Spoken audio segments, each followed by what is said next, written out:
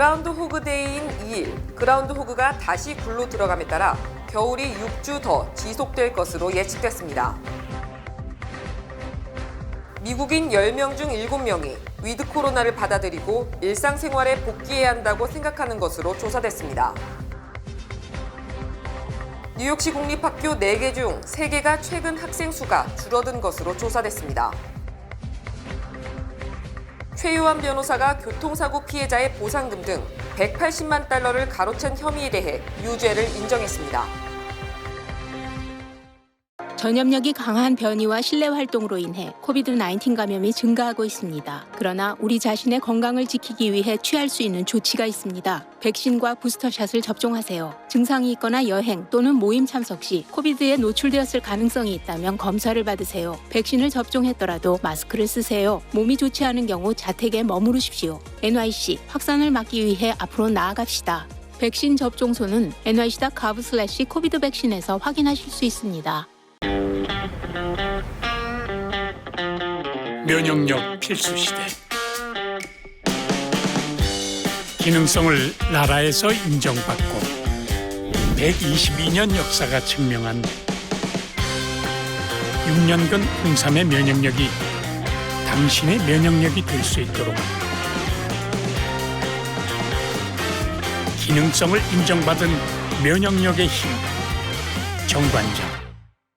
Looking back on 2021, one of the many exciting things that happened was that Mohegan Sun Arena won #1 indoor arena in the world. We were named Best Casino Hotel for the 4th consecutive year in 2021 by USA Today. 祝各位身體健康，萬事勝意，恭喜發財。 올 한 해 보내주신 성원에 감사드리며 2022년 이민년에도 뜻하신 바 이루시길 바랍니다. 새해 복 많이 받으세요. 시청자 여러분 안녕하십니까? 2월 2일 수요일 TKC 뉴스데스크 첫 소식입니다. 그라운드 호그 데이인 2일, 그라운드 호그가 다시 굴로 들어감에 따라 겨울이 6주 더 지속될 것으로 예측됐습니다. 김유리 기자가 보도합니다. 그라운드 호그 데이인 2일, 그라운드 호그 펑스토니 필은 굴에서 나왔다가 다시 들어감으로써 겨울이 6주 더 지속될 것으로 예측했습니다. 설화에 따르면 필이 굴에서 나와 자기 그림자를 보지 못한다면 굴을 떠날 것이고 그것은 겨울이 끝난다는 것을 의미합니다. 하지만 만약 그림자를 본다면 아마 다시 자기 굴로 들어갈 것이고 겨울은 6주 동안 더 계속될 것을 뜻합니다. 이날 수천 명의 사람들은 이를 보기 위해 새벽부터 고블러스 납에 모여 나무 그루터기에서 기다렸습니다. 이 행사는 코로나19로 인해 작년에는 온라인으로 열렸고 이로 인해 관광객을 감소시켰습니다. 한편 이 일은 흐리지만 다소 온화한 기온을 보였습니다. 목요일이 되면서 기온은 더욱 오르겠지만 비 소식이 예보돼 있습니다. 이어 금요일 오후에는 트라이스테이트 지역에 얼어붙은 비와 진눈깨비가 내릴 것으로 예상돼 여행을 계획하시는 분들은 미리 대비하셔야겠습니다. 최고 기온은 39도로 저녁이 되면서 기온이 영하로 떨어지겠습니다. 주말부터는 맑겠지만 기온은 20도대로 떨어질 것으로 예상됩니다. 미국인 10명 중 7명이 위드 코로나를 받아들이고 일상생활에 복귀해야 한다고 생각하는 것으로 조사됐습니다. 맘머스데이 여론조사 결과 전체 응답자의 70%는 코로나19를 삶의 일부로 받아들이고 일상생활에 복귀하는 위드 코로나에 동의한다고 답했습니다. 또 전체 응답자의 34%는 올해 안으로 코로나19가 통제되고 완전 정상 상태로 회복될 것이라고 답했습니다. 하지만 마스크 착용 및 사회적 거리 두기에 대해서는 52%가 찬성한 반면 직장 백신 접종 의무화에는 53%가 반대 입장을 밝혔으며 부스터샷을 맞지 않겠다는 응답자도 37%에 달했습니다. 한편 뉴욕주는 지난달 31일 기준 확진율이 5.9%, 뉴욕시는 4%, 롱아일랜드는 7.5%로 각각 전날보다 소폭 상승했으며 이는 지난 주말 눈폭풍으로 검사 인원이 적었다가 다시 늘어났기 때문으로 풀이됩니다.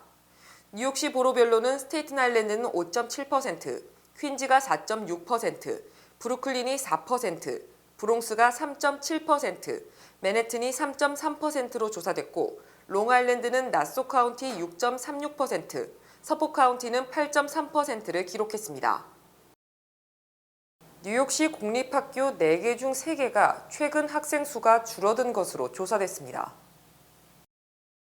교육 전문지 초코비트는 2021에서 2022학년도 기준 뉴욕시 공립학교 등록 학생은 전년 같은 기간보다 무려 5.6% 감소한 82만 1000여 명이며 팬데믹 이전인 2년 전보다는 9%나 감소했다고 밝혔습니다. 특히 전체 공립학교의 75%가 지난해 같은 기간보다 학생 수가 줄었으며 전체의 23%는 등록 학생 수가 10% 이상 줄어든 것으로 집계됐습니다. 인종별로는 흑인과 백인 학생이 각각 7.5%씩 감소했으며 아시안 학생은 5%, 히스패닉계는 4.5% 줄었습니다. 또 학년별로는 킨더가든에서 8학년까지의 학생의 감소율이 8%에 달한 반면 고교생 감소율은 2.5%에 그쳤고 특히 1학년에서 3학년 학생이 7에서 9% 감소했습니다.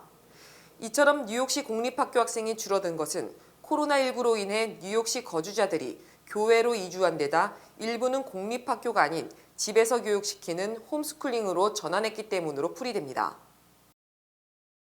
최유한 변호사가 교통사고 피해자의 보상금 등 180만 달러를 가로챈 혐의에 대해 유죄를 인정했습니다. 멜린다 캐츠 퀸즈 카운티 검사장은 2017년 변호사 자격을 정지당한 뒤에도 교통사고 소송을 계속 수임한 뒤 보상금 등 180만 달러 상당을 가로챈 퀸즈 플러싱 최유한 변호사가 유죄를 인정했다고 1일 발표했습니다. 검찰은 최 씨는 지난 2016년부터 2020년 8월까지 5년간 28명에게 50차례 이상 의뢰인을 속이고 일방적으로 합의하는 방법으로 1인당 최소 1,000달러에서 최대 5만 달러 이상, 약 180만 달러의 부당이득을 취했다고 설명했습니다. 최 변호사에 대한 선고 공판은 오는 4월 6일 열리며 최소 1년 6개월에서 최대 4년 6개월형에 처해질 수 있습니다.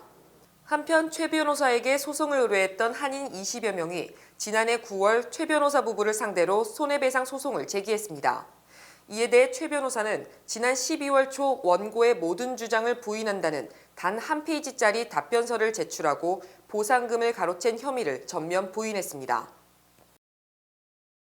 한인 예술감독 김영순 감독이 이끄는 화이트웨이브 무용단이 오는 6일에서 7일 2022 솔로 듀오 댄스 페스티벌을 개최합니다. 김유리 기자가 보도합니다. 화이트웨이브가 개최하는 제6회 솔로 듀오 댄스 페스티벌이 2월 6일과 7일 맨해튼 딕슨 플레이스에서 열립니다. 화이트웨이브의 예술 감독인 김영순 감독은 2016년에 솔로와 듀엣의 독특하고 독창적이며 섬세한 무용의 기술과 감성을 선보이고 기성미 신진 안무가들과 댄서들에게 더 다양한 기회를 주고자 시작했으며 올해로 6회를 맞았습니다.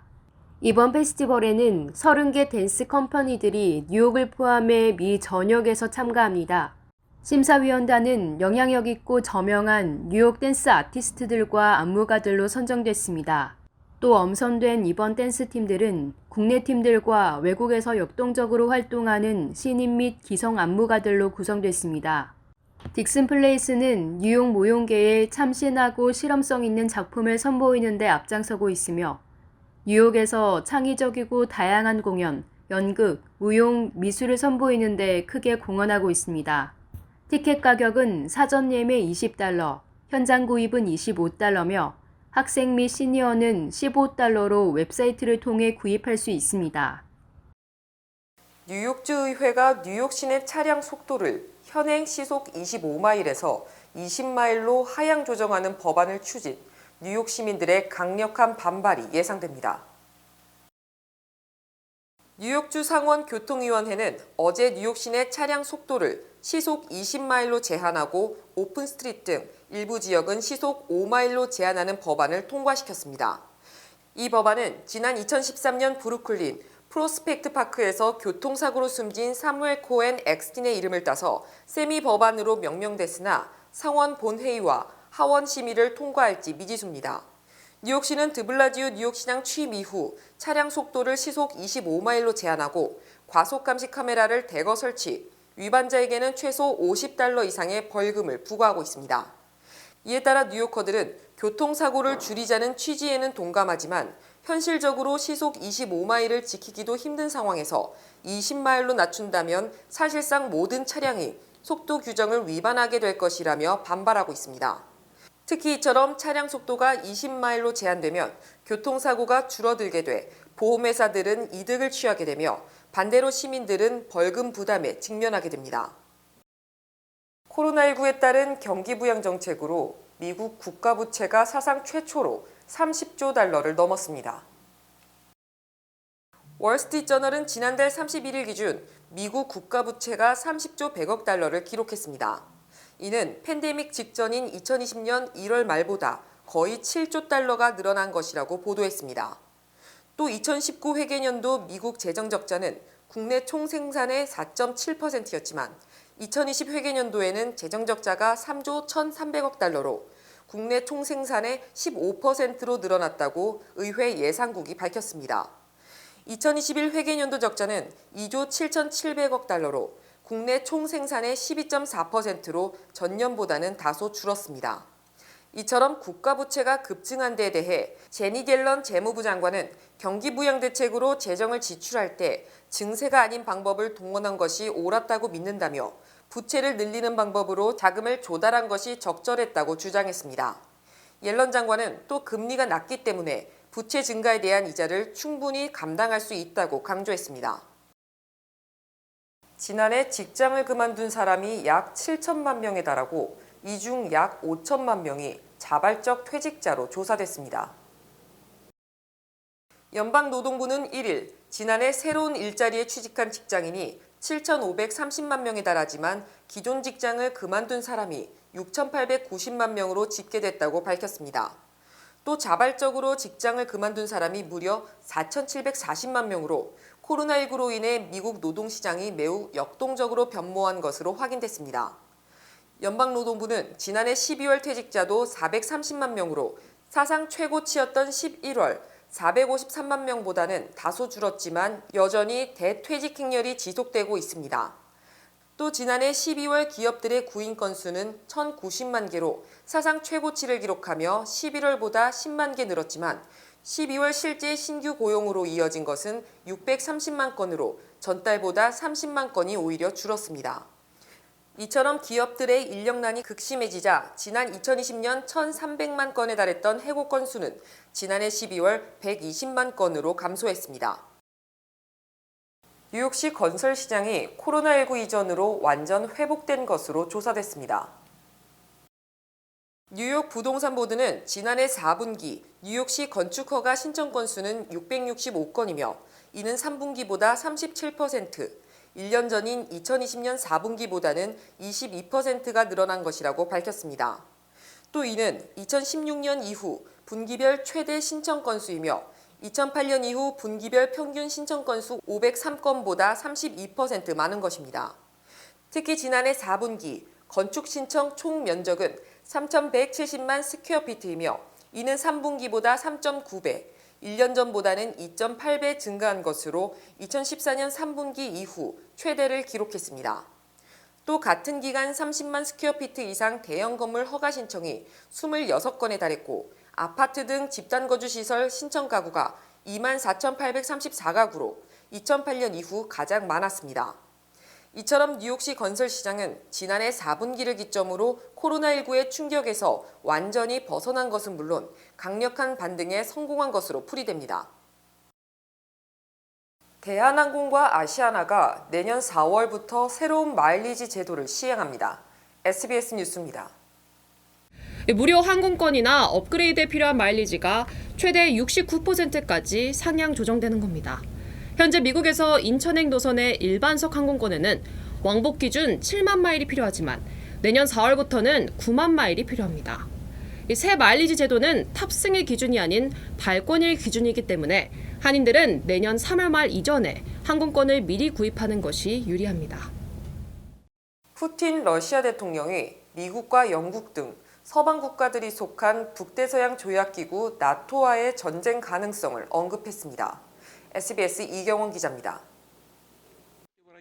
푸틴 러시아 대통령이 나토와의 전쟁 가능성을 언급한 건 칠러 성향 빅토르 오르반 헝가리 총리와의 정상회담 직후였습니다. 푸틴 대통령은 미국과 서방 국가들이 러시아의 발전을 막고 있다며 이 과정에서 안보에 대한 러시아의 우려가 무시되고 있다고 말했습니다. Понятно, я проинформировал об этом господина премьер-министра, что принципиальные российские озабоченности оказались проигнорированы. 이어 우크라이나가 나토에 가입해 크림반도를 탈환하려 한다면 나토와 전쟁을 할 수밖에 없다고 덧붙였습니다. Говорит о том, что нельзя допускать укрепления чьей бы то ни было безопасности за счет безопасности других государств. 다만 군사적 긴장 해소를 위한 대화는 열려 있다며 여지를 남겼습니다. 푸틴 대통령이 우크라이나 사태와 관련해 공개적으로 회견에 나선 것은 이번이 처음입니다. 비슷한 시각 우크라이나를 방문하고 있는 보리스 존슨 영국 총리는 러시아 발끝이 우크라이나를 넘어오는 순간 자동으로 제재를 부과할 것이라며 러시아에 대한 압박 수위를 높였습니다. 이런 가운데 물밑에서는 미국과 러시아 외무장관 간의 전화 협상도 이어졌습니다.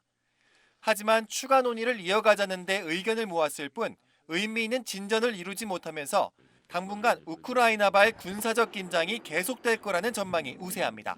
SBS 이경원입니다. 주요 단신 전해드립니다.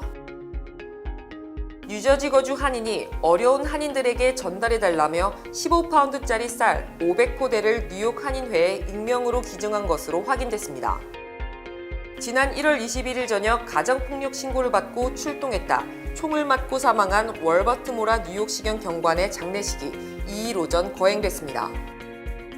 바이든 대통령이 내일 뉴욕시를 방문, 에릭 아담스 뉴욕시장을 만나 범죄 예방 대책을 논의하며 로어 맨해튼의 뉴욕시경 본부에 들릴 예정입니다.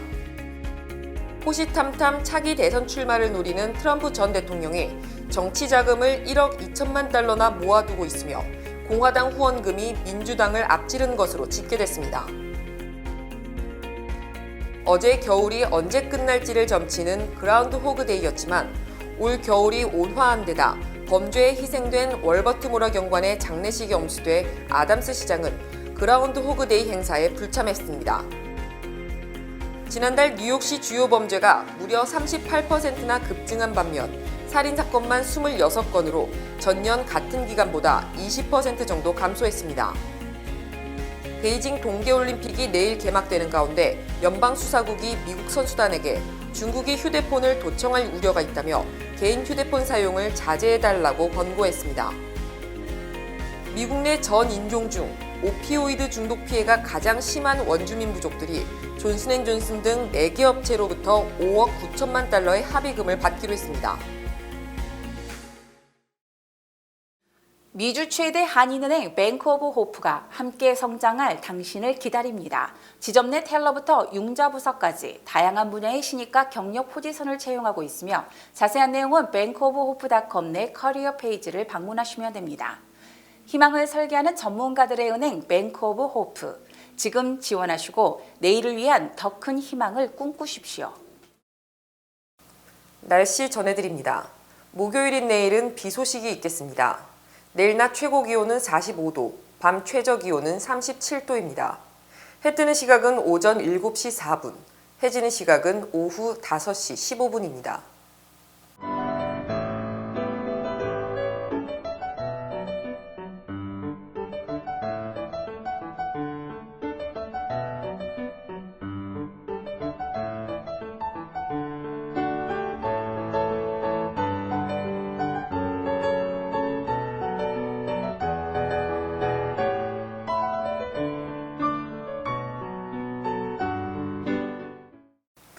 (2월 2일) 수요일 TKC 뉴스데스크 여기서 마치겠습니다. 시청해주신 여러분 고맙습니다.